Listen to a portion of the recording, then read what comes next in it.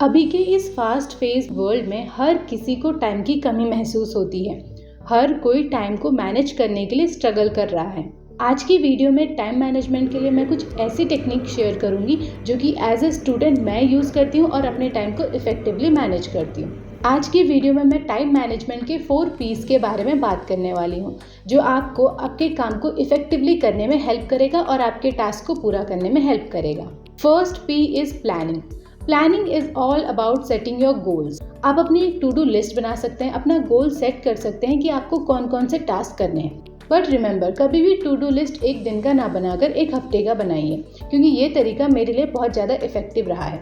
अगर हम एक दिन का टू डू लिस्ट बनाते हैं तो उसमें से कुछ ना कुछ टास्क हमारे रह जाते हैं और हमें उससे डीमोटिवेटेड फील होता है। हमें लगता है कि हम अपने टू डू लिस्ट में से टास्क को कंप्लीट नहीं कर पाए। लेकिन अगर हम एक हफ्ते का टू डू लिस्ट बनाते हैं या फिर एक हफ्ते के लिए हम अपने गोल सेट करते हैं, तो भले ही आज हमारे वो टास्क कंप्लीट ना हो किसी सिचुएशन की वजह से, लेकिन कल के दिन में हम उसको इफेक्टिवली कर सकते हैं। और एक हफ्ते के लिए जो हमने गोल सेट करे होते हैं वो हमारे गोल कंप्लीट हो जाते हैं और इसी के साथ साथ हमें मोटिवेटेड रहने में भी आसानी होती है। टू डू लिस्ट बनाने के लिए आप अपने आप से 3 सवाल पूछ सकते हैं, जो कि मैं अपने आप से पूछकर अपनी टू डू लिस्ट बनाती हूँ।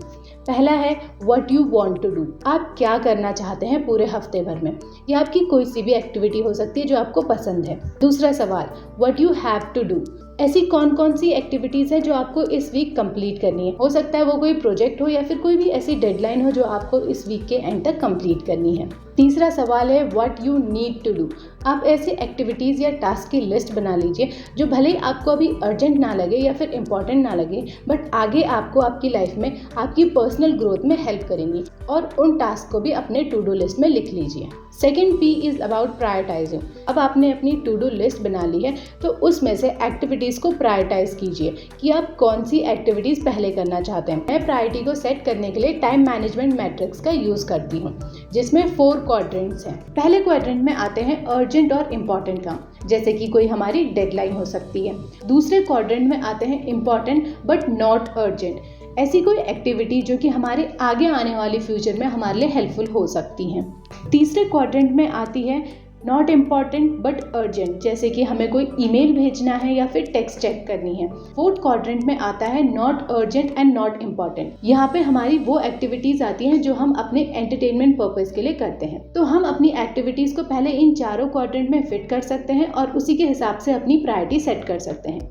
बट यहाँ पे सबसे ज़्यादा हमें फोकस उन एक्टिविटीज़ पे देना चाहिए जो हमारे फ्यूचर के लिए काम आएंगी, यानी कि हमें क्वाड्रेंट 2 पर ज़्यादा फोकस करना चाहिए। अब इसका मतलब ये नहीं है कि हमें सिर्फ क्वाड्रेंट 2 पर ही फोकस करना है, हमें उसके साथ साथ बाकी के क्वाड्रेंट पे भी थोड़ा थोड़ा ध्यान देना है। जैसे हमारा क्वाड्रेंट 1 भी इम्पॉर्टेंट है क्योंकि हमारी डेडलाइंस उसमें आती हैं जो कि हमारे लिए अर्जेंट भी हैं, तो हम अपनी प्रायोरिटी अपनी अर्जेंसी के हिसाब से भी सेट कर सकते हैं। बट हमेशा प्रायोरिटी 1 और 2 पर ऐसी एक्टिविटीज़ रखिए जो आपको हमेशा आपके फ्यूचर में हेल्प करेंगी।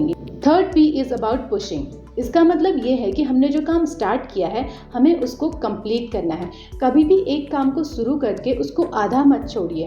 एक साथ 2 काम को करने से ना हमारा फोकस बना रहता है और ना ही हमारा काम अच्छे से हो पाता है, और पूरा दिन तो चला जाता है लेकिन हमारे वो काम कंप्लीट भी नहीं हो पाते हैं।